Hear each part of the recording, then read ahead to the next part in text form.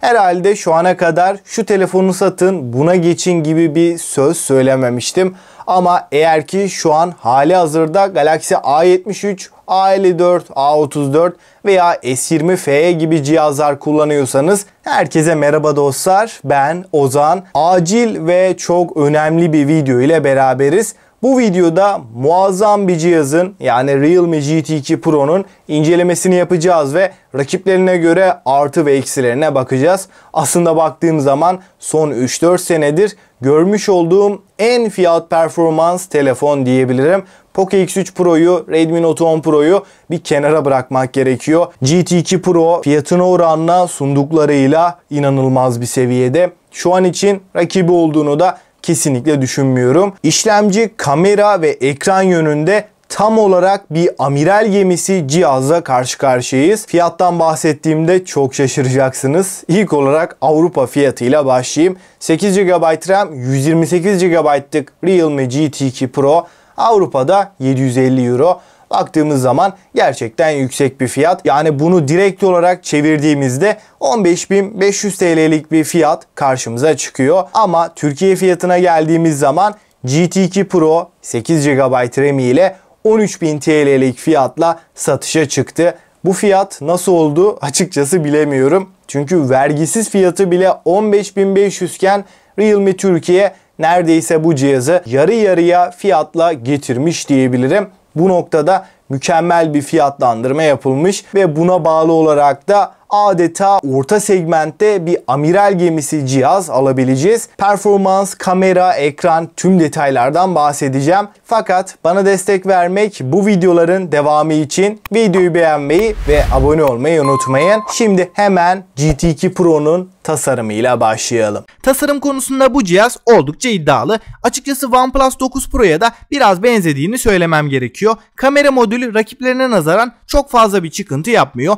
Realme logosu ve tasarımcının imzası da kamera modülünün sağ kısmına güzel bir şekilde yerleştirilmiş. Bunun yanında kasa yapımız trendlerin dışında daha oval bir yapı ile geliyor. Bence bu tasarım anlayışı Realme GT2 Pro'ya daha özgün, farklı bir hava katmış. Hissiyat açısından arka kapağımız biyopolimer farklı bir yapıyla gelirken burada tırtıklı bir yüzey kullanılmış. Çerçevelerimizde de alüminyum bir yapıyı görüyoruz. Kalınlık ve ağırlık kısmında da 8.1 mm'lik kalınlık ve 199 gramlık bir ağırlık bizleri karşılarken GT2 Pro'nun ön kısmında da sol tarafta delikli bir kamerayı görüyoruz ve çerçevelerde olabildiğince inceltilmiş. Tasarım olarak Realme GT2 Pro genel anlamıyla çok başarılı bir telefon diyebilirim. Ekran tarafına baktığımız zaman AMOLED bir panel bizleri karşılarken 6.7 inç boyutunda 2K Plus çözünürlüğünde ve 120 Hz tazeleme hızına sahip olan 526 ppi yoğunluğunda çok keskin ve pürüzsüz bir görsel deneyim sunan bir ekran önümüze çıkıyor ve bu ekranımız tepkisellik noktasında da gayet başarılı.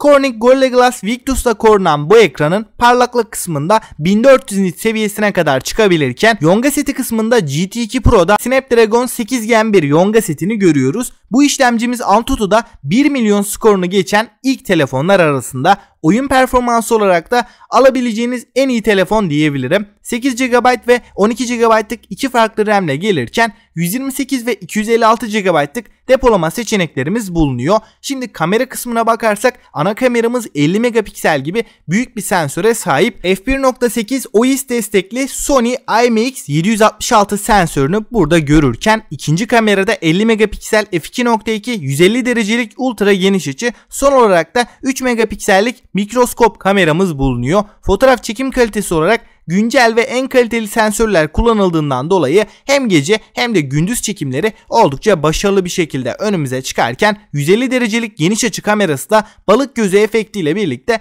farklı kareler yakalayabilmemizi sağlıyor. Video kısmında da aynı şekilde optik imaj sabitleyici ile 4K 60 FPS'te gayet kaliteli videolar çekebiliyoruz. Ön tarafta da 32 megapiksel f2.4 Full HD 30 kare videolar çekebilen bir kameramız bulunuyor. Yazılım olarak da GT2 Pro Realme UI ve Android 12 ile gelirken arayüz performansı çok akıcı ve oldukça sade bir arayüzünün olduğunu da belirtmem gerekiyor. Buna ek olarak Dolby Atmos destekli stereo hoparlörler de cihazımıza konumlandırılmış. GT2 Pro içerisinde 5000 mAh'lik bir batarya barındırırken 65 Watt'lık hızlı şarj desteğinin olduğunu da söyleyeyim ve sıfırdan 100'e de 35-40 dakika içerisinde tam olarak şarj edebiliyoruz. Batarya açısından da amiral gemisi performansını bize hissettiriyor. Kablosuz bağlantılarda Wi-Fi 6, Bluetooth 5.2, 5G ve NFC desteğini görürken suya ve toza karşı dayanıklılıkta maalesef ki bir dayanıklılığımız bulunmuyor. Dostlar, Realme GT2 Pro şu an için fiyat performans seviyesini çok başka bir noktaya taşıdı diyebilirim. Ekranı, işlemcisi, kamerası, bataryası, hızlı şarjı her yönüyle yanına yaklaşabilecek bir telefon bulunmuyor. Şu anki fiyatlarına baktığımız zaman 13.000 TL gibi orta segment fiyatında her anlamda çok üst seviyede olan mükemmel bir cihazla karşı karşıyayız. Herhalde şu ana kadar şu telefonu satın, buna geçin gibi bir söz söylememiştim. Ama eğer ki şu an hali hazırda Galaxy A73, A54, A34 veya S20 FE gibi cihazlar kullanıyorsanız kesinlikle satıp Realme GT2 Pro'ya geçmenizi öneririm. Hem kamera anlamında hem performans yönünde çok ciddi artılarımız var. GT2 Pro'ya baktığımda eleştirebileceğim en ufak bir nokta yok. Fiyatına oranla zaten sunması gerekenin en az 2 katı özellikle geliyor. Malzeme kalitesi, tasarım yönünden de oldukça özgün ve güzel bir cihaz olduğunu belirtmekte fayda var. Açıkçası Realme'den hiç böyle bir hamle beklemezdim. Şu ana kadar fiyat performans olarak, fiyat politikası açısından çok da beğendiğim bir firma değildi. Zaten 8 GB RAM'li versiyonuyla 12 GB'lık versiyonu arasında bir uçurum var diyebilirim. 12 GB'lık versiyonu 22.000 TL'lerde satılırken 8 GB 13.000 TL. Bu fiyatlarda kalır mı? Açıkçası bilemiyorum. Burası Türkiye. Şu an için çok yoğun bir talep oluşabileceğinden stoklar tükenebilir.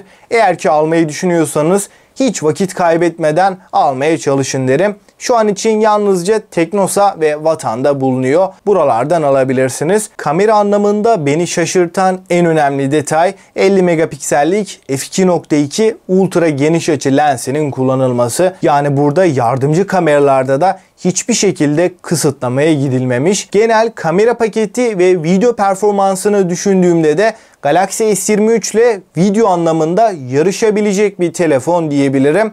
Artık S22, S21 FE ve diğer modelleri hiçbir şekilde hesaba katmıyorum. GT2 Pro, S23 gibi arasında 10.000 TL'lik fark olan telefonla çok yakın sonuçlar veriyor.